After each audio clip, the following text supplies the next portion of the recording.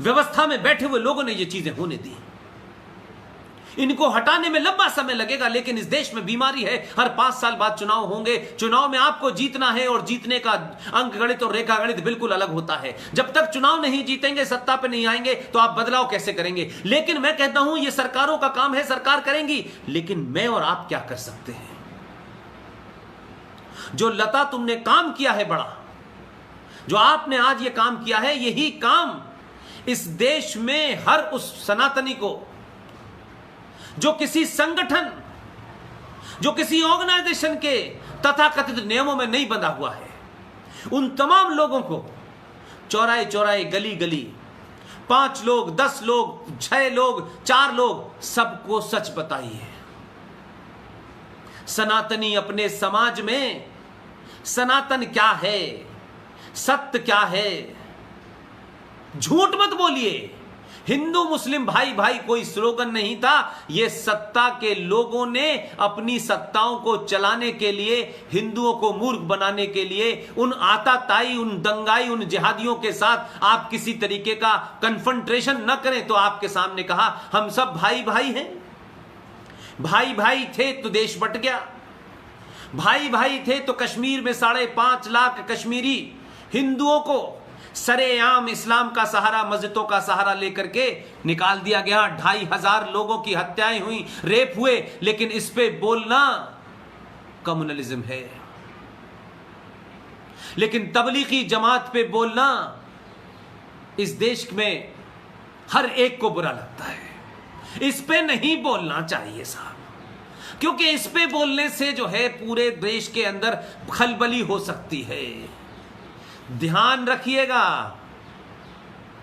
बीमारी का इलाज अगर सही डॉक्टर से सही समय पे नहीं कराएंगे तो मौत निश्चित है। बीमारी को छुपाने से कि बीमारी हमें पता चल जाएगी तो हमारे पड़ोसी क्या कहेंगे, बीमारी बीमारी होती है, पड़ोसी को पता चले, घर में पता चले। अगर बीमारी का इलाज कर लेंगे तो आने वाली नस्लें बीमार नहीं होंगी। लेकिन हमें जो बुखार है, हमें ये बीमारी है, नहीं नहीं नहीं, ये भाई भाई का जो कंसेप्ट है सिर्फ हमें ही है, उन्हें नहीं है। अंबेडकर ने अपनी किताब में साफ साफ लिखा है, इस्लाम के मानने वाले मुसलमानों में ये जो भाई भाई का कंसेप्ट है ये विद इन इस्लाम है, ये हिंदुओं के लिए नहीं है। उन्होंने इस्लाम का वो बातें कही हैं जो आज देश के ईमानदार नेता जो संविधान और अंबेडकर की राजनीति करते हैं, गली गली, मोहल्ले मोहल्ले, आज अंबेडकर के वारिस इनको लेकर के जय भीम जय मीम की बकवास करते हैं, मायावती बकवास करती है। ये तमाम लोगों से पूछो कि अंबेडकर ने जो कहा था उसे कहने की हिम्मत नहीं है, इसलिए अंबेडकर के नाम पे राजनीति हो रही है। इसलिए लता, मेरा मानना है सच को सच बता दो, वो कोई हो, और जब सच पता चल जाएगा तो आप चौराहे चौराहे इस प्रकाश अंबेडकर नाम का जो फ्रॉड है, ये जो दलितों की राजनीति करने वाले जो फ्रॉड हैं, मैं कहता हूं राजनीति करें, संसद में पहुंचे, मेरा उसमें कोई लेना देना नहीं है। लेकिन इस सदी के सबसे ईमानदार और सच्चे नेता, इस सदी के इस आजाद भारत का सबसे महान नेता, जो उस वक्त भी किसी कुर्सी का लालची नहीं था और मरने के बाद भी उसको यह चिंता नहीं थी कि मैं महान हो जाऊं, उसने उस वक्त भी सच बोला। हमने सच सुना नहीं, हमारे बुजुर्गों ने उनके सच को छुपा दिया, जाली और मक्कार नेताओं को हमारे सामने बड़ा कर दिया। इस आदमी को मैं, मेरा बस चले लता, मेरी ताकत हो तो ये आदमी सिर्फ भारत रत्न के लायक नहीं, कि सिर्फ भारत रत्न इस आदमी का सम्मान नहीं है। अगर आजाद भारत के अंदर हम किसी भी लीडर को पढ़ लें, किसी में भी सच बोलने की अगर सबसे ज्यादा ताकत थी तो बाबा साहब भीमराव अंबेडकर में थी। अंबेडकर इस देश का राष्ट्रपिता होता तो हम आज इस मोड़ पे नहीं खड़े होते, क्योंकि हमने झूठे और मक्कार नेताओं को अपने स्वार्थ के लिए आगे बढ़ाया। इसलिए आज 70 साल में यह देश 16 अगस्त 1946 के मुहाने पे खड़ा हुआ है। हमारे पास दूसरा रास्ता नहीं है। इस बार हम ये कह के काम नहीं चला सकते कि हम सब भाई भाई हैं। कुछ बुरे लोग हैं जो ये ऐसा कर रहे हैं, कुछ बुरे लोग नहीं हैं।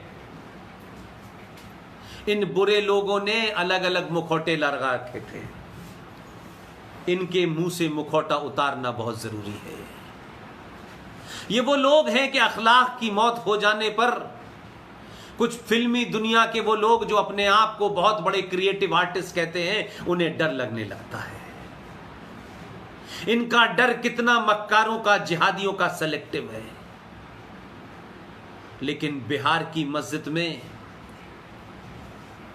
एक टीन एजर बच्चे को मस्जिद में उसको कुर्बानी जैसे दी जाती है, वैसे उसकी हत्या हुई है। और सरकारें वहां ऐसी हैं जिनकी तकलीफ यह है कि वोट बैंक की वजह से अगर 50-100 राहुल की बलि चढ़ जाए तो क्या फर्क पड़ता है, लेकिन इस पे बोलना और कार्रवाई करना, इसको मीडिया पे दिखाना कम्युनलिज्म है, हिंदू इंटॉलरेंट हो जाएगा, देश भर में हालात खराब हो जाएंगे, इस पे मत बोलो, इस पे मत बोलो। कठुआ के झूठी कहानी को पूरे देश में हिंदू और सनातन के बारे में जिस तरीके के पोस्टर निकाले गए, जिस तरीके अंदर मंदिरों के अंदर बातें कही गई, तो कोई फर्क नहीं पड़ता, क्योंकि ये तो दुनिया की कायर कौम है, शहशुण कौम है, गद्दार कौम है। इसे क्या फर्क पड़ता है, ये तो कभी प्रतिक्रिया देगी नहीं, लिहाजा अपने भी मारते हैं और दूसरे भी मारते हैं। इसलिए मैंने कहा कि सेकुलरिज्म ये वो सेकुलरिज्म नहीं है जिसकी वेस्ट में परिकल्पना की गई थी। हमने नहीं बताया अपनी जनरेशन, वो उस्ताद, वो टीचर, वो तमाम बड़े बड़े ज्ञानी जो जगह जगह भाषण देते हैं, वो भी मक्कार हैं, वो भी इस पूरे षड्यंत्र के हिस्से हैं।